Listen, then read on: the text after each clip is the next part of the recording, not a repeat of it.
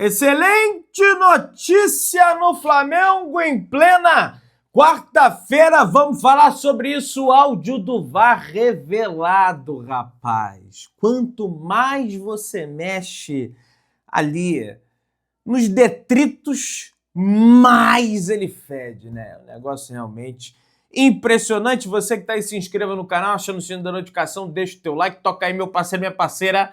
Tocou, então vem comigo, rubro-negro. Vamos às notícias do Flamengo. Felipe Luiz teve todo o elenco à disposição hoje, nessa quinta-feira, no CT Ninho do Urubu, para seguir a preparação para o confronto diante da equipe do Botafogo. Faltam 6 dias, daqui a pouco, depois de meia-noite, só faltam 5 dias para a gente ter Flamengo e Botafogo, Botafogo e Flamengo diretamente lá do tal do tapetinho, né? Tapetinho, gramado de plástico lá do Botafogo, beleza? Apesar de que depois vai ter uma sequência pesada de jogos aí. A boa notícia que o técnico rubro-negro possui é que o chileno Eric Pulgar voltou a treinar com o grupo nessa quinta-feira no CT Ninho do Urubu. Foram mais ou menos 102 dias desde a lesão do chileno naquela fatídica partida entre Flamengo e Bayern de Munique. Ele dá uma entrada ali no Harry Kane e acaba fraturando o pé em função dessa entrada. A tendência é que o volante reforce o Flamengo diante da equipe do Botafogo. Evidentemente, não deve começar ali como titular, mas vai ser uma peça mais disponível para o Felipe Luiz ali no banco de reservas para ser utilizado, beleza? CBF marcou a partida atrasada entre Flamengo e Sport, Sport e Flamengo, partida essa válida pela 12ª rodada do Campeonato Brasileiro, né? Partida lá de trás do campeonato, que foi adiada em função da participação do Flamengo no Mundial de Clubes da FIFA, na Copa do Mundo de Clubes da FIFA, como eles insistem em dizer. A partida foi marcada para o dia 13 de novembro, às 8h30 da noite, na Ilha do Retiro. Existe uma possibilidade desse jogo até ser transferido para a Arena Pernambuco, lá no Recife. Enfim, vamos ver aí se vai ser transferido ou não vai ser transferido. O que tem de ruim nesse jogo aqui, dia 13 de novembro, é uma data FIFA, ou seja, o Flamengo deve jogar com desfalques. Pedrão, mas tem um acordo aí do Flamengo com as seleções para não convocarem os jogadores do Flamengo, não convocaram nenhum. A seleção brasileira, a colombiana, a equatoriana, a chilena, a uruguaia. Pois é, meus amigos, mas aí eles já deram uma colher de chá para o Flamengo.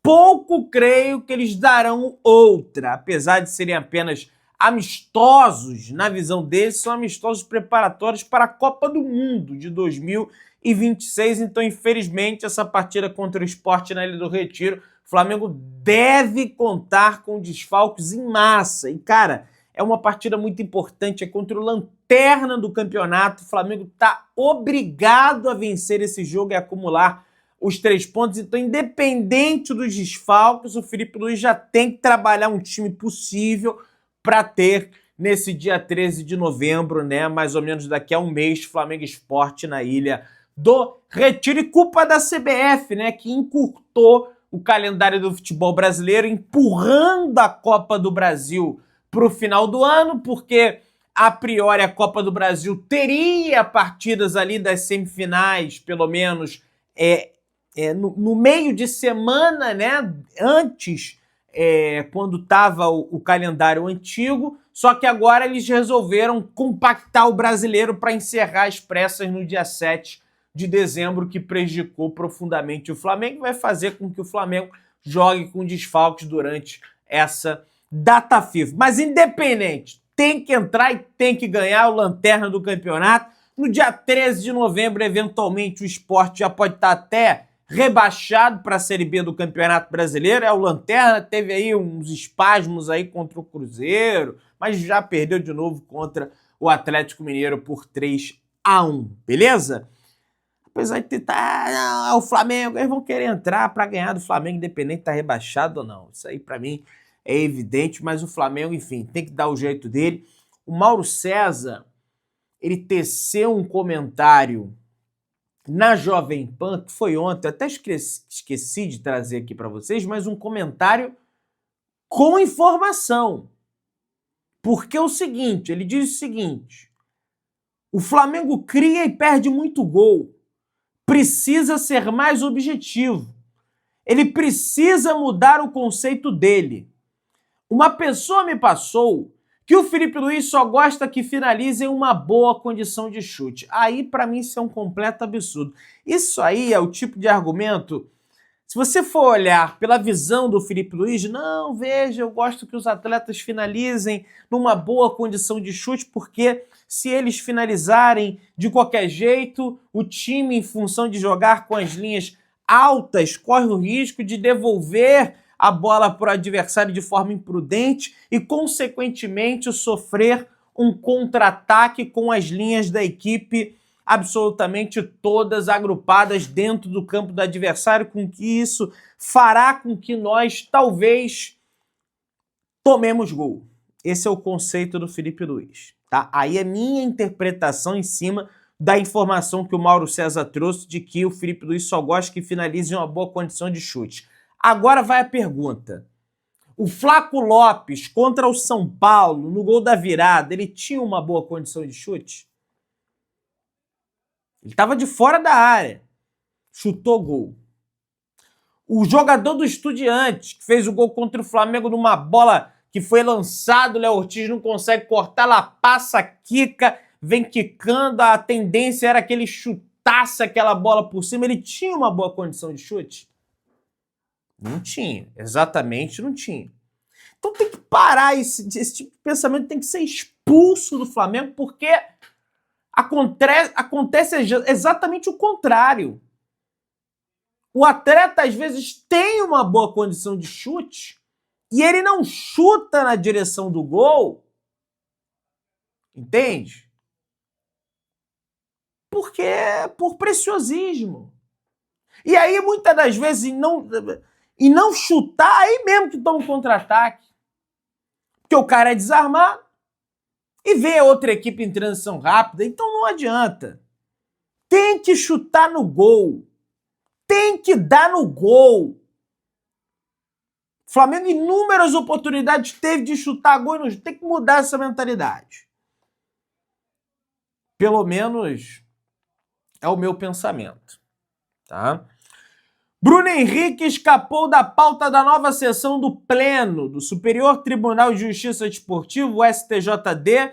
O tribunal convocou 10 processos para a instância final amanhã. Enquanto isso, o atacante segue atuando através de um efeito suspensivo. Inicialmente, o jogador pegou um gancho de 12 partidas e uma multa de R$60 mil pelo STJD. Foi para o Pleno, entretanto, ainda não tem uma data prevista para julgamento, tá? Desse processo do Bruno Henrique no Pleno do STJD.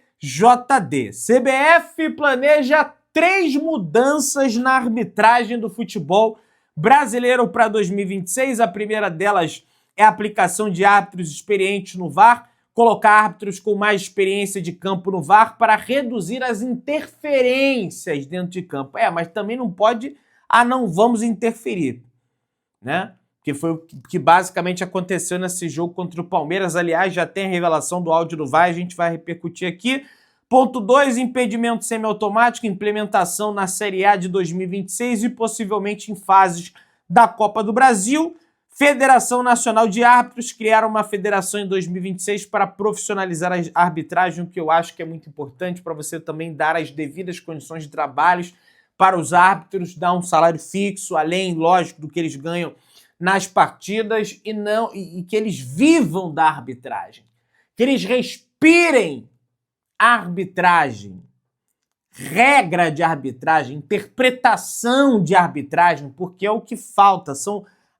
Na realidade não são árbitros, são sopradores de apito que estão fazendo um bico.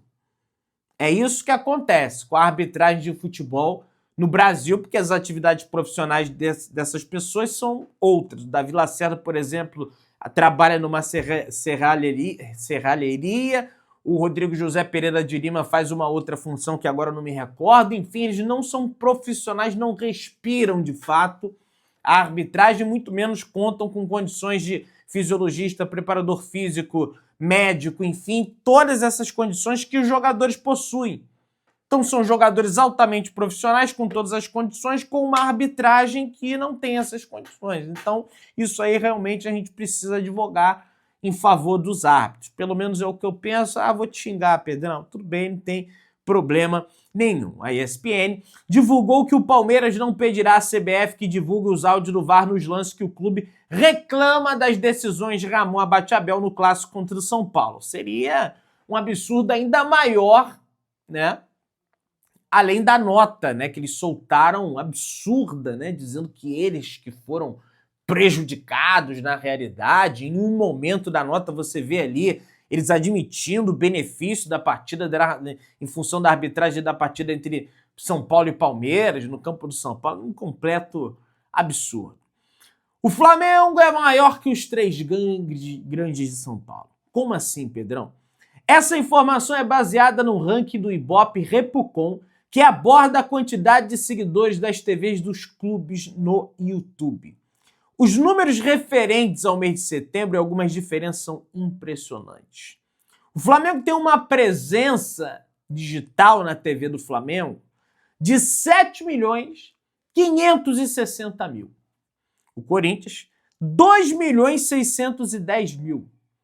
O Palmeiras, 2.420.000. O São Paulo, 1.980.000. E o Santos, 1.620.000, juntando todos esses, não dá o número de presença digital que tem na TV, na Flamengo TV do Flamengo. E é mais um argumento, entre vários que existem, para confirmar, né, do porquê que o Flamengo precisa naturalmente receber mais na metrificação referente aos 30% de audiência na Libra. Netflix está na disputa com a Globo e 7 emissoras pela Copa Libertadores da América, pessoal. Novo contrato de direito de transmissão da Libertadores e da Copa Sul-Americana valerá entre 2027 e 2030, rapaz. Olha aí, a Netflix entrando na parada para conseguir os direitos de transmissão da Copa Libertadores da América. Entrando no assunto Libra, meus amigos, para os torcedores do Flamengo que estão perguntando se o Landim vai ser chamado pelo Conselho Deliberativo para esclarecer os motivos de ter aceitado um acordo com a Libra, a informação que o Vene Casagrande teve é que isso ainda será analisado, mas pelo menos por hora ainda não há nada que justifique. Até porque o Landim não assinou nada em relação ao acordo de metrificação dos 30% referente à audiência. Ele não assinou nada nesse gênero. Parece até que ele já deu uma declaração aí, quebrou o silêncio, dizendo que realmente ele não assinou nada, né? Não com essas palavras. Enfim, vamos ver quais serão os próximos desdobramentos. O BAP, Luiz Eduardo Batista, o BAP, novo presidente, 10 meses aí já como presidente do Flamengo, finalmente deu uma entrevista a uma mídia que não seja do clube, que não seja Flamengo TV, o que eu acho de suma importância até para você alcançar outros públicos. Ele falou com o All Sport, reclamou sobre a arbitragem, disse que a arbitragem do futebol brasileiro não tem critério, realmente não tem. Você vê, por exemplo, que o Alexandro, na partida diante da equipe do Cruzeiro, ele escorrega e, sem querer, dá uma entrada no atleta do Clube Celeste. E aí, o Ramon Abateabel mostra o cartão amarelo. Só que daí a mesma coisa acontece no jogo do Morumbi entre São Paulo e Palmeiras, só que aí dentro da área, o Ramon Abateabel está em cima do lance e ele não marca absolutamente nada. Na partida do Flamengo, um rigor absurdo de marcar a falta e, além da falta, o cartão amarelo. Na partida do Palmeiras, ele sequer marca a falta num lance absolutamente parecido, igual, né? O perfil oficial do Flamengo postou um vídeo nas redes sociais do qual BAP diz o seguinte: sempre fomos a favor de uma liga, mas, para isso, o debate precisa ser sobre o futuro do futebol e não apenas de negócios. Isso até agora não aconteceu. De fato, são só negócios sendo debatidos. Direito de transmissão, placa de publicidade no estádio. Na realidade, é um bloco econômico que negocia direitos de transmissão que faz negócios. Assim como o Clube dos 13 virou outrora, né? Começou como uma fundação de uma liga ali, coisa e tal, mas depois virou bloco de negociação de direito de transmissão. Aí com a saída do Corinthians, foi saindo um atrás do outro e foi implodido o Clube dos 13. E eu acho que a tendência é que aconteça a mesma coisa com essa Libra aí, viu? Pelo menos no meu entendimento. BAP também, entrevista agora ao All Sport, na TV do clube, abordou o tema sobre renovação de contrato do técnico do Flamengo, Felipe Luiz. E ele fala o seguinte: esse processo nunca depende de um lado só. Se depender do Flamengo, ele vai ficar. Ele diz que quer ficar. Então eu acredito que a gente tenha totais possibilidades disso acontecer, mas são coisas que têm que ser consideradas. O que um casal faz para permanecer casado? A vontade dos dois no momento certo. Até agora, nós temos esse alinhamento, mas, sinceramente, o mais importante no momento é pensar no jogo contra o Botafogo um dia de cada vez. Sem dúvida nenhuma. Botafogo, depois o Palmeiras, depois tem o Racing, depois tem Sport, tem, enfim, Fluminense ainda para o Flamengo enfrentar, entre outras equipes. Agora, meus amigos, nós vamos entrar aqui nessa questão do vídeo, que é muito absurda. A CBF revelou o áudio do VAR e, com esse áudio revelado, agora dá para entender do porquê que eles não queriam, né, revelar o áudio do VAR em primeiro momento e após alguns dias, segundo eles, após a autorização da FIFA e coisa e tal, acabaram revelando. Mas, sinceramente, na minha opinião, eles estavam com vergonha de revelar esse áudio, porque é absurdo. No lance mais polêmico do jogo, no pênalti não marcado no escorregão de Alan, que derrubou o Tapia, o árbitro Ramon Abate-Abel falou de forma convicta pelo comunicador que não achava pênalti. E o Abate falou: escorregou! E ele fala de uma forma assim, desesperada, sabe? Ele não fala, escorregou, não foi nada. Ele fala, escorregou, o jogador escorrega.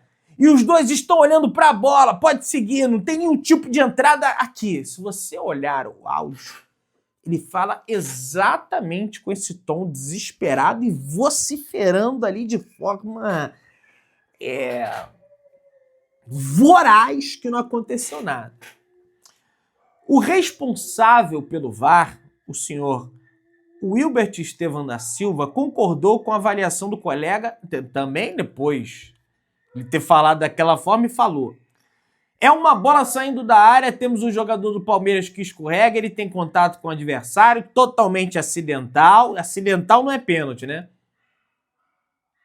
Então bateu na mão, acidental,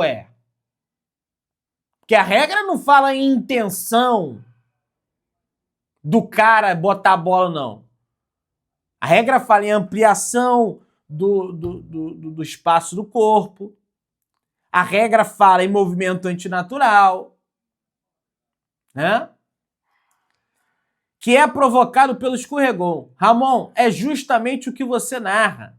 É um contato acidental. O jogador do Palmeiras claramente um escorregão. A bola não está para nenhum dos dois atletas. Que é isso? Aí sobre o Andrés Pereira, ele diz que ele pisa na bola e sola depois. Que é isso?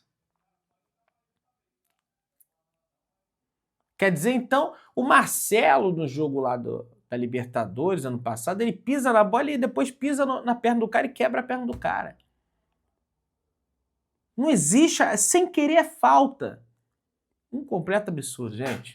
Se inscreva no canal, acione o sino da notificação, deixa o teu like, tamo junto, saudações rubro-negras.